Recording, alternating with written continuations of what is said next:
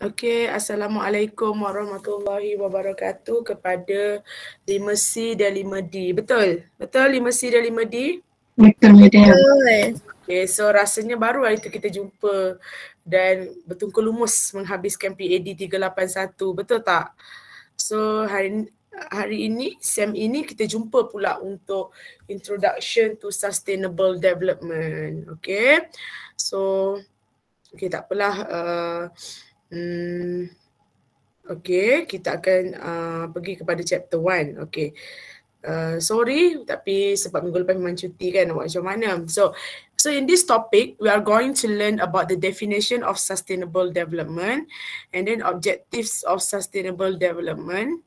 Okay, so mula-mula kita akan memahami apa itu maksud sustainable development.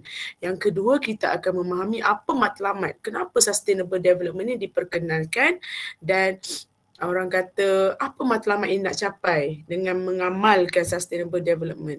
Yang ketiga, importance of sustainable development. Okey, kenapa pentingnya untuk kita mengamalkan sustainable development?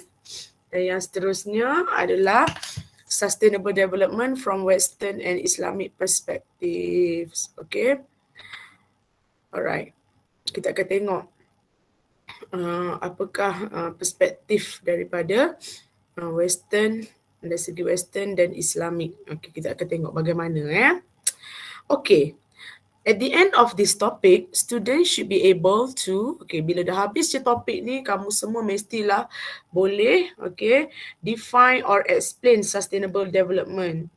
Okay, orang kata mengilah, kamu kena faham. Dia cakap je sustainable development, kamu tahu apa dia. Okay, and then identify the objectives of sustainable development or the sustainable development goals, SDG. Okay, mengenal pasti ataupun tahu apakah objektif sustainable development ni. Maknanya apabila kita macam cakap tadi lah, bila kita buat sustainable development ni, kita kena tahu apa matlamat dia.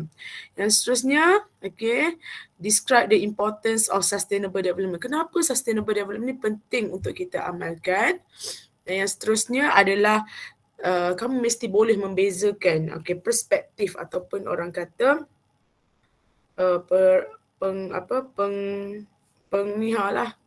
perbezaan pandangan dari segi Islamik dan Western Barat berkenaan dengan sustainable development.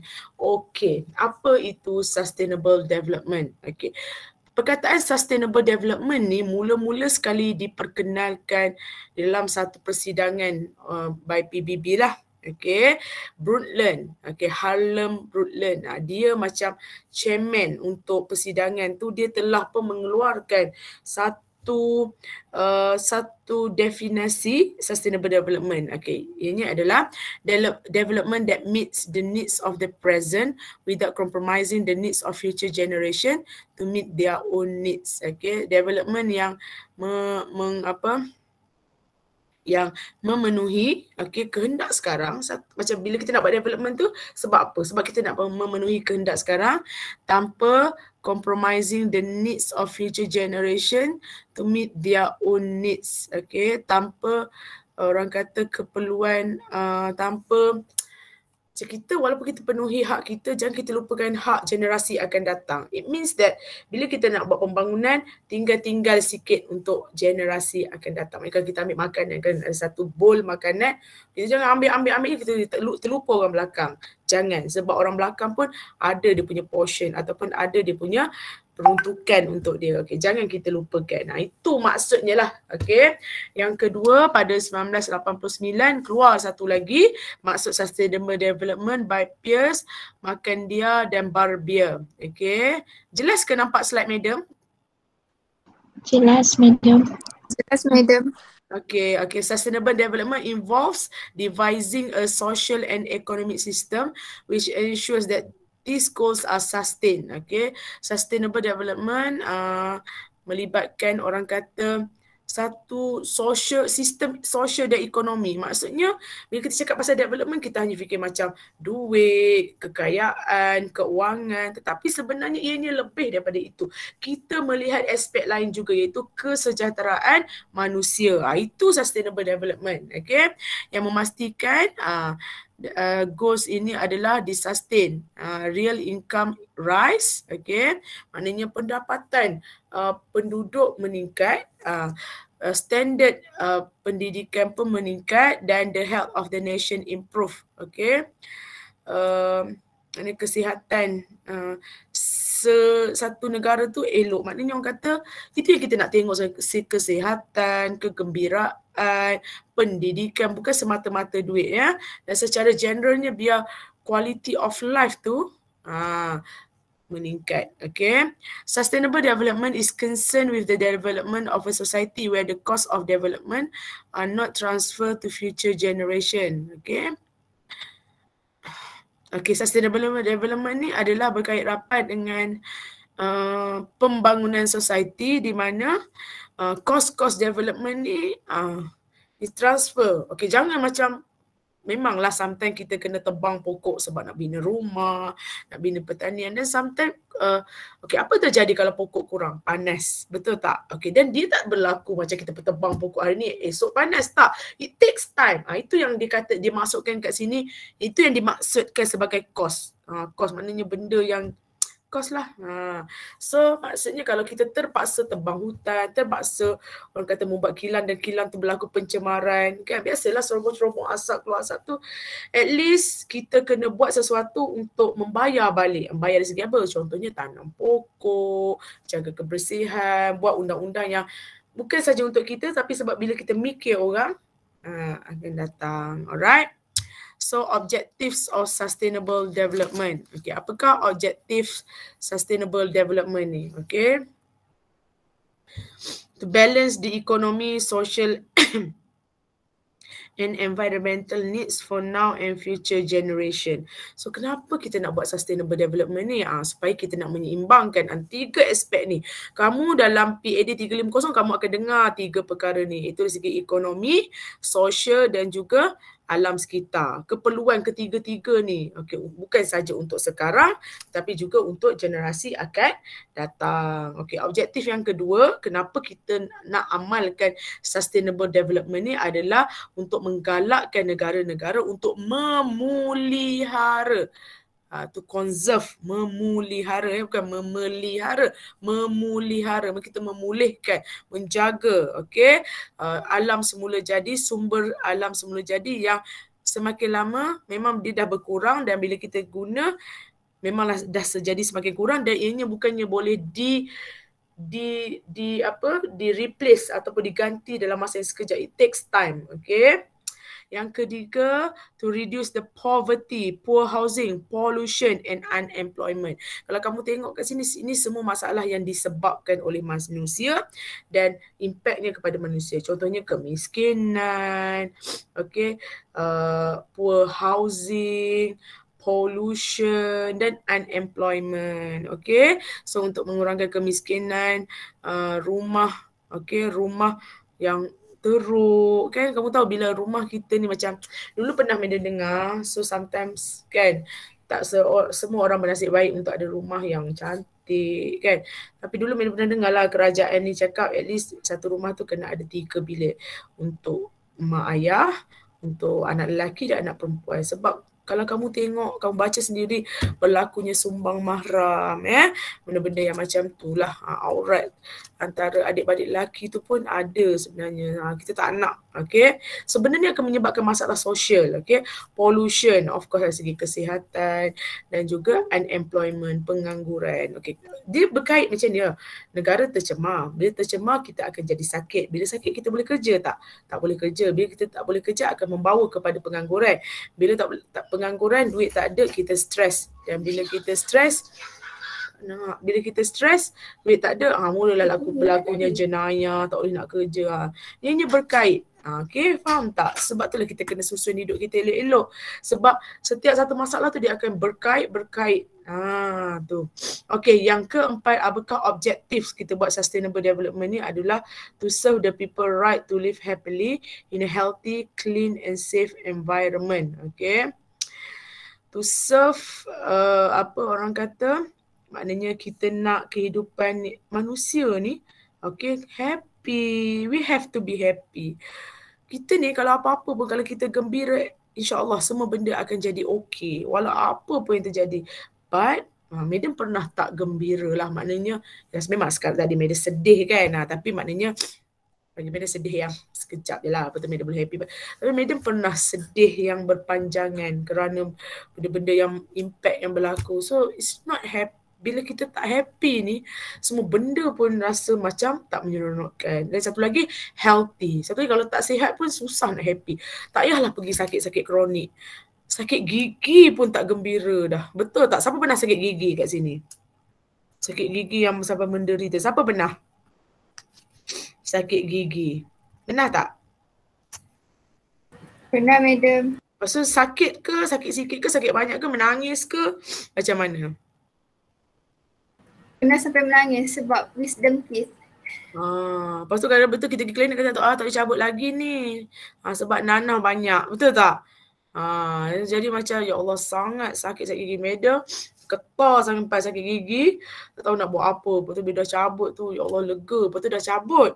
Gigi Madam kat sini kan. Dah cabut. Sini mana dah sini kot. Lepas tu kenapa lah lepas dah cabut tu macam sakit juga. Ada macam rasa sengat-sengat. Dia fikir maybe sebab dikorek-korek. Sebab macam gigi dah macam sampai dah tak ada. Macam tunggul tinggal kena korek dalam tu. Kan. Lepas tu dia cakap tak apalah maybe sebab ni. Lepas tu tapi lepas 2 minggu takkan tak baik lagi kan. Mulut kan cepat baik. Lepas tu Madam pun macam call. Madam pun macam ya Allah kenapa sakit aku nak check balik lah. Pergi balik. Lepas tu dia x-ray. Siap x-ray gigi kecil ni je. Macam plastik hitam tu dia tengok je. Ya Allah. Apa orang kata. Rupanya ada sedikit lagi sepihan gigi yang tinggal dalam tu. Patutlah sakit kan. Macam sengal-sengal tu. Dia bukan sakit yang luka tu tau. Dia sakit sengal tu kan. Sekali-sekali datang tu rasa nak aduh hai. Okay, lepas tu bersih dan juga kebersihan dan environment yang selamat. Berasa selamat tu. Kau bayangkan macam mana orang Rohingya, orang Palestin kan. Orang Palestin yang tidur dengan bunyi bom. Mak ayah macam mana. Okay, so kita nak sustainable development benda macam tu. Okay, to reduce and control the global environment threats such as poor air quality and climate change. Untuk mengurangkan ataupun untuk mengawal orang kata ancaman-ancaman global environment ni lah seperti poor air quality. Kita ni sebenarnya Allah bagi kita oksigen yang bersih. Cuba kalau kamu kena hidup udara yang kotor, jadilah kita seperti ikan yang duduk atas darat tercungap-cungap. And then climate change, okay. And then to achieve universal access to basic services such as water, sanitation and sustainable energy, okay. Untuk achieve, okay, akses kepada air, sanitasi dan juga tenaga sustainable. Okey, maknanya orang kata kita nak ada air yang bersih. Sebab ianya nanti, pasal sanitasi tu, kamu tengok tak cerita toilet? Mana ada segelintir orang India, di India Utara tu, dia tak ada proper tandas. Membuang masuk dalam sungai and then minum pula air tu. Dah macam mana nak sihat? Itu yang penyakit taun lah. Apa semua tu. Okay, so kena ada sustainable development sebab objektifnya nak capai benda-benda yang Madam dah cakap tadi. So kamu faham tak kenapa pentingnya sustainable development? Faham tak? Okay, so kita pergi kepada why sustainable development penting. Okay, so provide essential human needs. Okay, maksudnya adalah korang, kita belajar 320 sekali juga ke? Madam. Ya. Ya Allah. Okeylah tak apalah. Cik Wan ajar sampai mana dah? Cik Wan ke siapa yang ajar 320 sebelum ni? Dr. Is. Dr. Is ajar sampai mana dah? Chapter 2.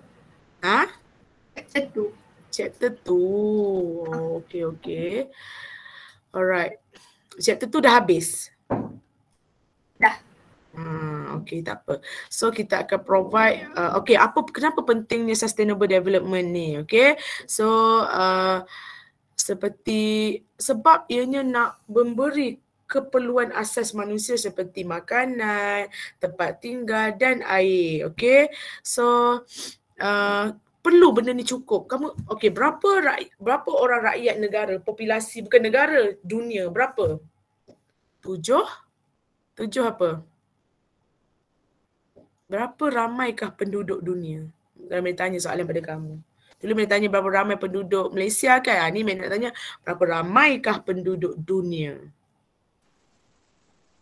7 bilion, madam. Very good. Yes, 7 bilion. Okay, 7 bilion bermaksud ini semua memerlukan makan, makanan nak hidup.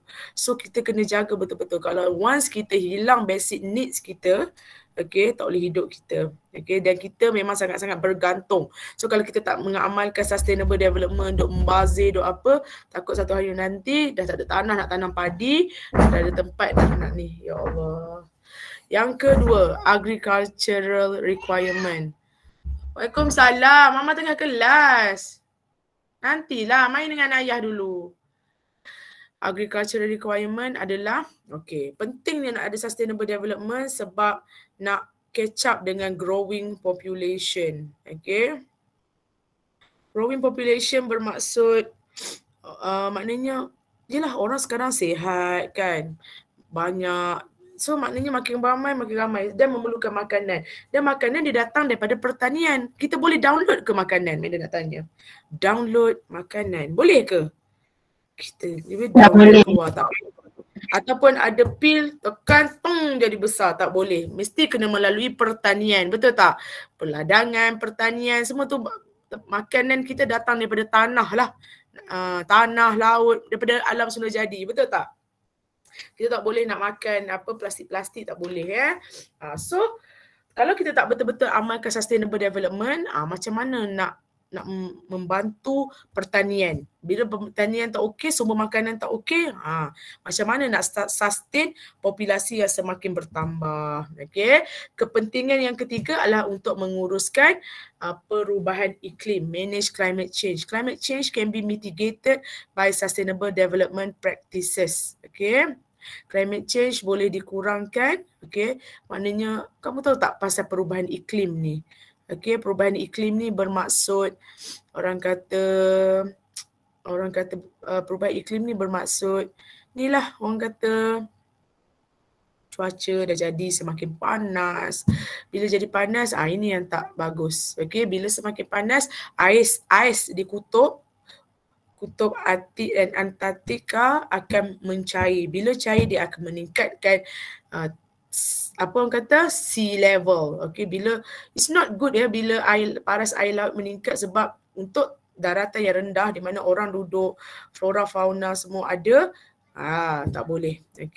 Membahaya untuk kita. So dengan adanya sustainable development, pentingnya adalah untuk mengawal atau paling tidak mengurangkan impact perubahan iklim ni. Yang keempat pula, financial stability. Percaya tak kalau Madam cakap sustainable development ni akan membawa kepada kestabilan keuangan? Korang, Madam rasa Madam macam tengah MLM. Macam nak convince korang betapa bagus ni sustainable development. Nampak tak Madam macam tengah jual MLM? Masuklah skim ni bagus. Tak nampak ke macam tu? Dia rasa Madam berbunyi macam tu. Korang rasa korang diam. Janganlah sedih. Bukanlah jangan sedih. Janganlah terkejut. Madam tadi, adik Madam call. So adalah isunya pasal anak Madam. Dia tak ada apa pun. Nanti mak Madam dengar pula. Korang dengar tak? Dengar Madam. Korang macam terdiam. Korang macam tak galak mana. Tak. Dia cakap anak Madam ni ketuk-ketuk kereta dia. Dashboard kat atas sampai patah. Madam macam terkejut lah. Kalau kamu sedih tak anak orang cakap macam tu pada anak? Tapi Madam sedih satu macam the way dia message tu. Faham tak? Hantar gambar. And then macam ni Amy buat. Madam macam kita macam, tapi Madam macam geram lah juga sebab you ke? Madam rasa kalau dia buat pun, kalau anak Madam buat pun at least cakap lah macam ni cakap lah elok-elok macam the way cakap tu, ya Allah, macam bukan adik-beradik. Faham tak? Korang faham tak Madam tengah cerita ni? Faham betul. Kamu nampak ke drama tadi tu? Nampak Madam. Madam macam terkejut. Madam tengah macam ready untuk kelas. Lepas tu Madam pun teruslah macam apa orang kata, Ni madam pun teruslah. Mesti pada call lah Pak adik madam call. Ini adik madam yang baik tu, yang Kek Wat tu seorang lagi. Lagu tu lah adik-beradik memang macam tu. Okey, tapi madam macam serah hati lah sebab anak kita. Lepas tu, ya ke sampai patah kat atas. Teruk benar budak 5 tahun. Tapi tak apa kalau madam terima je apa benda. Tapi maybe the way kot dia cakap tu madam sakit hati. Okey tak? Korang jangan letak ceria. Korang macam takut je. Korang okey tak? Okay, madam. Macam tu je lah madam cerita. Benda tak ada apa je. Cuma madam serah hati. Faham tak? Serah hati. Madam kan ceria. Madam kan garang. Tiba-tiba madam boleh menangis. Nanti tak boleh. Kalau anak tu je lain macam. Nak Amy tu jenis lembut. Okay, jenis lembut. Sian dia. Nanti tengok muka dia. Okay, so financial stability ni maksudnya kestabilan keuangan. Okay, bila kestabilan keuangan ni maksudnya apa? Bila kita amalkan sustainable development, dia akan create pekerjaan-pekerjaan lain. Contohnya, tenaga solar ataupun orang kata untuk syarikat kitar semula. Semua-semua benda tu akan create pekerjaan yang menyokong sustainable development. Di samping kita sokong sustainable development ni untuk bumi kita, ianya juga akan memberi punca pendapatan untuk orang-orang yang terlibat. So this is good lah. Bila ada duit barulah okey kan. Dan yang kelima, sustain biodiversity. Okey, bila kita amalkan sustainable development ni, kepelbagaian bio, flora, fauna, oksigen, semua benda ni akan jadi okey. Bila jadi okey, ianya akan memberi impact yang bagus kepada kita. Alright, so kita macam itulah, janganlah terlampau memikirkan keuntungan. Kena fikir 3 aspek daripada keuntungan pun penting, duit pun penting, kemajuan pun penting, tetapi environment adalah rumah kita. Kita jangan lupa yang kita duduk dekat atas bumi. So kalau bumi ni kalau dia dah teruk, besar impact dia. And then social, kita kena jaga kesihatan dalaman kita. Tak semua benda boleh dibeli dengan duit. Tak semua benda boleh dibeli dengan duit. Okey, ingat cakap madam, tak semua benda boleh dibeli dengan duit, dan tak semua benda kalau tak spesifik kita ada duit, kita akan gembira. So janganlah terlalu bagi madam berkira kalau kadang-kadang duit tu habis ke apa. Madam selalu fikir macam tu, habis biarlah esok ada pula.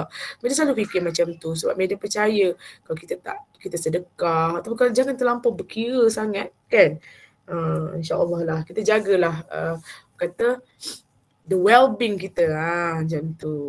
Okay, sustainable development goals. Ini yang akan menjadi kamu punya main assignment nanti, sebab kamu akan mencari assignment, orang kata kamu akan mencari company-company ataupun NGO ataupun pertubuhan apa-apa yang ada tak usahanya dalam menyokong sustainable development goals. Okay, SDG. Ingat tak PAD 390 MDG, Millennium Development Goals. Ingat tak? Ada tak?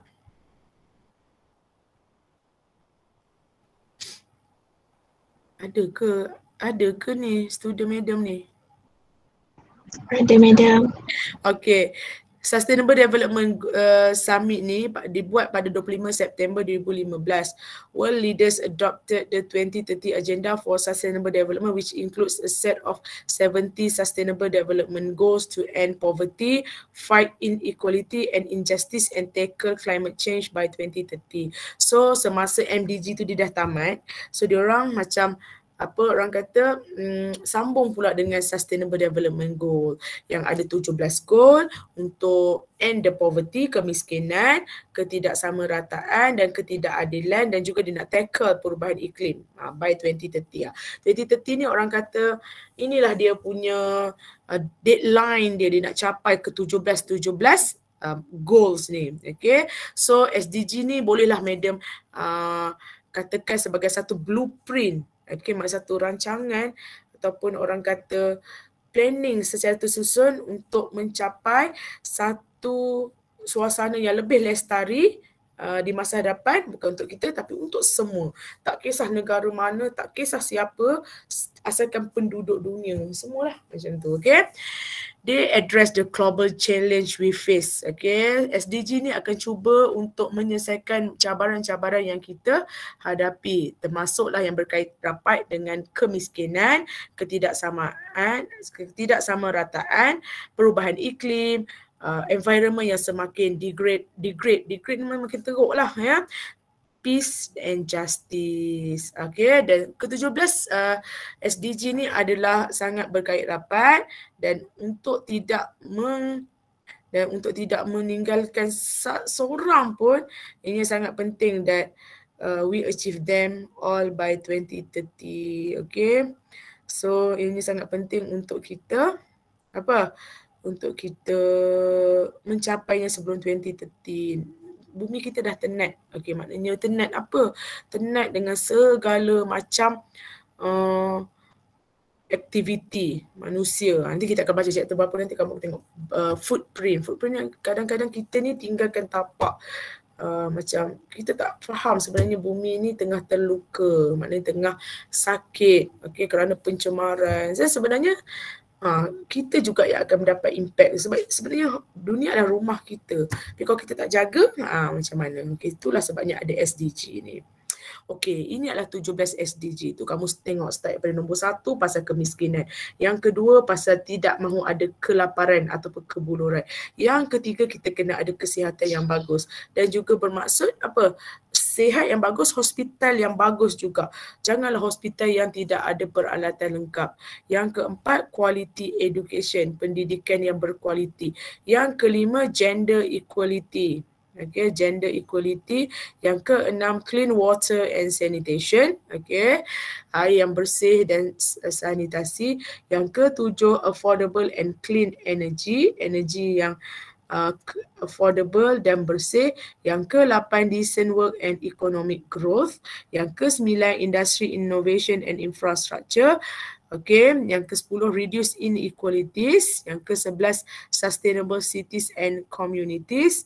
Okay, kenapa Madam baca ni? Kepala Madam ke lain sebenarnya. So maksudnya kita kena ada energi yang bagus, pertumbuhan ekonomi. Kalau kamu tengok kat sini, tak semua adalah pasal environment. It's all about us juga. Okay, nak ada industri, nak ada semua sama rata. Sometimes kalau kita tengok diskriminasi tu, orang ni, negara ni, kita macam biasanya orang orang memandang rendah pada satu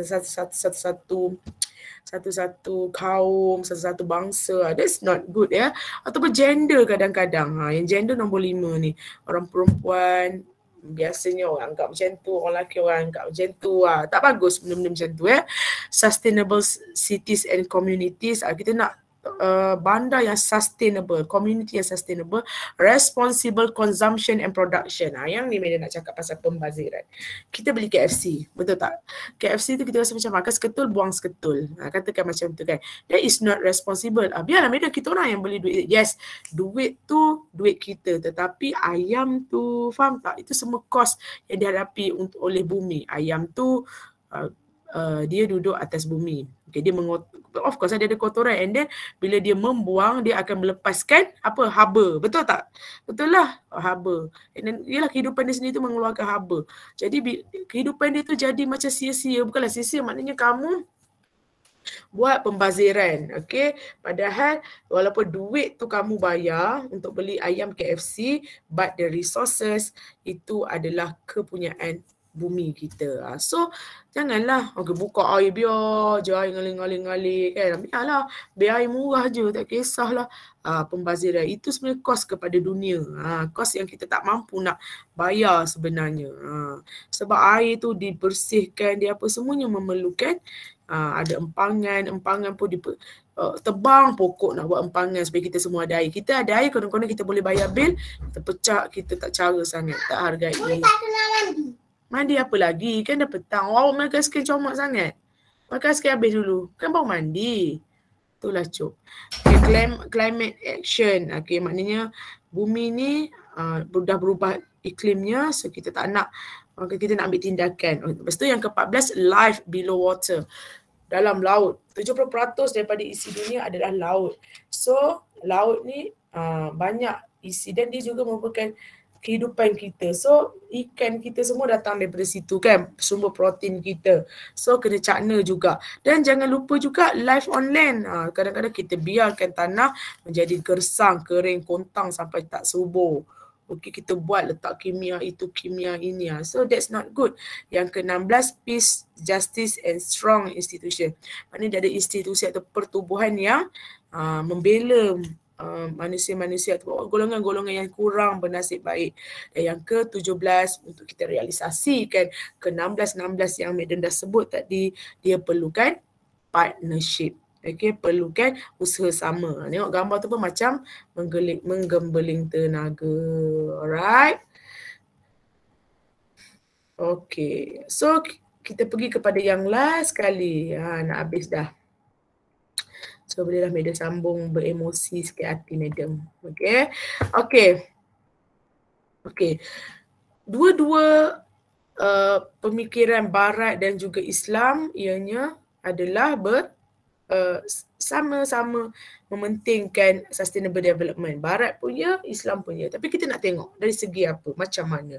Okey, dari segi prinsip, Western bagi dia segala tindakan ke apa berdasarkan kepada rancangan plan daripada manusia, setiap tindakan dan setiap decision. Okay. And then tapi dari segi Islam ni kita rujuk pada Al-Quran. Al-Quran dah cakap kita ni khalifah dan kita mestilah menjaga bumi. Alright, nampak tak punca kuasa tu kat mana? Western bagi dia manusia berkuasa, tapi kita ada yang lebih tinggi daripada kita walaupun kita khalifah, iaitu Allah SWT. Dan kita sentiasa ikut sunnah Nabi. Memanglah Nabi tak bagi membuat kerosakan. Nabi tak suka kepada kemiskinan. Islam tidak suka kepada kemiskinan. Sebab bila kemiskinan mendekati kekufuran. So fokus dalam Western perspective adalah focus or concern on meeting the material needs such as in aspect of economy, social, environment for the human well-being and the development itself. Fokus ataupun concern dengan meeting the material need. So maksudnya dia mementingkan material lah, benda yang keuangan lah. Yang terdapat dalam ekonomi, social dan environment. Tapi kita mementingkan dalaman. Dari segi Islamik, kita mementingkan dalaman.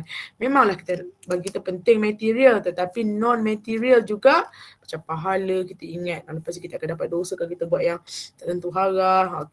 Itu Islamik. Konsep pula. Dari segi Western perspective, to achieve sustainability in three main component of sustainable development, economic, social, and environment. Kita memang nak capai 3 ni. Dan all the decision making should consider these 3 components. Seperti mana dia cakap tadi, ekonomi, social dan environment perlulah mengambil berat, diambil kira apabila membuat keputusan. Dari Islamik pula, nak buat apa-apa kena pastikan mestilah sejajar dengan patuh syariah lah maksudnya. Kita tak boleh buat sesuka hati kita. Kita kena tanya syariah kita. Kita kena berdasarkan kepada ajaran Islam. Dan semua keputusan yang dibuat adalah untuk kebaikan semua. Tak semestinya living saja, non-living things pun kita kena fikir. Kalau Western, toward mankind and environment only. Yang towards mankind and environment only, kalau boleh Madam tambah, adalah untuk apa? Untuk ni lah, untuk akhirat. Bukan sekadar atas dunia tetapi untuk akhirat.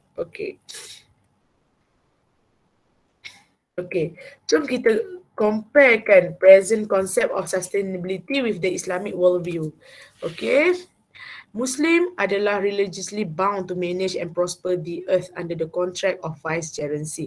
Orang Islam adalah wajib religiously bound tu macam wajib untuk menguruskan dan memakmurkan bumi ni. Ini amanah Allah kepada kita, iaitu khalifah.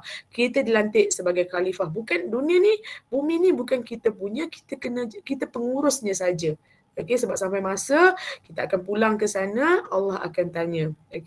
Islam perceives environment or nature in the bigger context. Okay, dan Islam ni dilihat environment ataupun alas menjadi dalam konteks yang lebih besar, bukan sekadar untuk keuangan ataupun, tapi itu juga adalah sebagai makhluk Allah, betul tak? Okay, dan Islam adalah salah satu cara hidup dan ianya include every spectrum of human life. Okay, so memang kehidupan ajaran Islam adalah menyeluruh, baik segi sosial, ekonomi, politik, environment, semua. Alright. Okay, by failing to prepare, you are preparing to fail. Benjamin Franklin. Okay, habislah chapter. Chapter apa? Chapter 1. Sorry, tapi tak sorry juga dah nak buat macam mana kan. Dah public holiday. Okay, so kita akan jumpa pada hari Khamis pula. Betul tak Khamis pula untuk PAD 320. Okay. Okay, Madam harap. Sekejap ya.